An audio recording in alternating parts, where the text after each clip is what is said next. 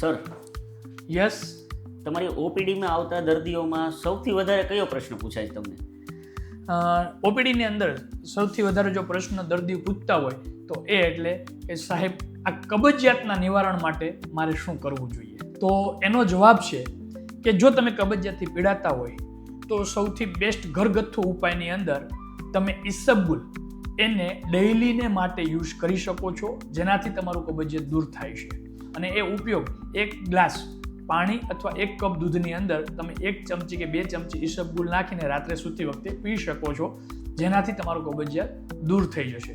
પરંતુ હા, જો તમે કબજિયાતથી 2-3 મહિના કે વધારે સમયથી પીડાતા હોય તો તમારે ચેતી જવાની જરૂર છે અને તમારે પાઇલ્સના એક્સપર્ટ સર્જનનો કોન્ટેક્ટ કરવાની જરૂર છે અને તેનું યોગ્ય માર્ગદર્શન મેળવવું કે એની યોગ્ય ટ્રીટમેન્ટ કરવી જરૂરી છે.